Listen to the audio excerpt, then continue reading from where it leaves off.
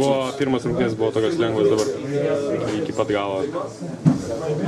Nu, tai matėt, sunkiai dirbam, sunkiai dar viskas gaunasi, reikia daug dirbti dar.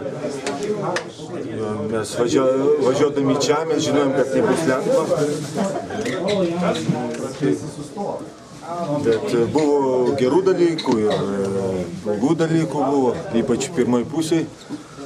Blogai gynėmės, kažkur tai nespėdavom. Bet kitą pusę žaidimų biškį pagerinom. Biškį pradėjom jausti geriau žaidimą. Nu, reikia dar dirbti. Šiandien labai daug problemų turės su gynyba baudos aikštelėje, kodėl mes.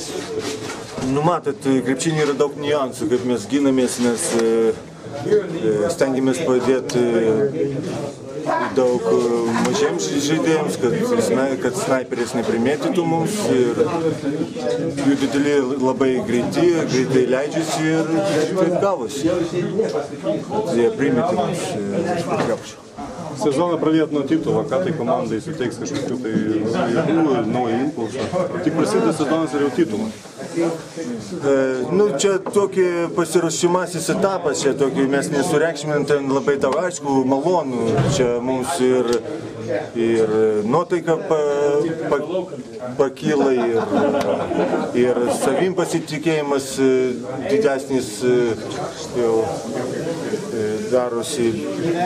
Svarbesnis varžybos dar prieš akį ir mums labai svarbu gerai pasirodyti Eurolygoje ir VTB. Jaučiasi kažkokie žaidimo kontrai, sakykime, jūsų komandai, minėjo ten treneris? Tai be abejo, akcentuojam ir labai daug iš tikrųjų dirbam.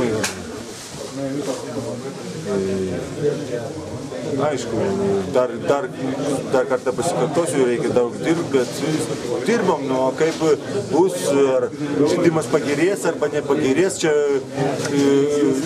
matysim ateityje. Kodėl šiandien tiek daug ginčų su arbitrais buvo? Nu, matot, aš galvoju, mes visą laiką, aš, pavyzdžiui, žaidžiau Italijoje ir aš gal atpratęs nuo Lietuvos, gal biškį šalies čempionatuose biškį kitaip gal švilpia negu Eurolygoje kokiai komandai, gal reikia priprasti. Čia aš gal pasikarščiavau ten biškį, gal ten... Tai jau pietietiškas mentalitetas pas jūs jau ne? Na, jo, gal. Reikia priprasti, vis tiek kiekvienoj šalyje gal biškį kitaip skiriasi biškį teisėjai.